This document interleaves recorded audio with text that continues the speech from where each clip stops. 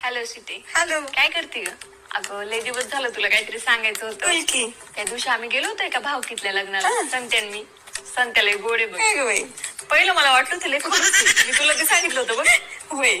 पण चांगला आहे बिचारा. संत्याला माहिती होतं मला गुलाबजाम लय आवडतं.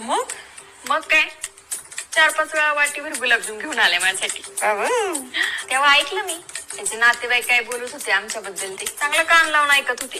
काय संत्याच्या लग्नाला 1 महिना नाही झाला लगेच बायकोचा बैल झालाय. संत्या आला माझ्यापाशी तेव्हा विचारलं मी त्याला. संत्या काय बोललं माहिती का मला? काय? मला एवढं भारी वाटलं ना सीते. थांब तुला ऐकवते. मी रेकॉर्डिंग केली त्याचं. मी बघितलंय नाही तिकडे. मी तरी नाही बोललो तिथे कोणाशीच. नाही माहित नाही मला नाही बोलू असं वाटलं त्यांच्याशी.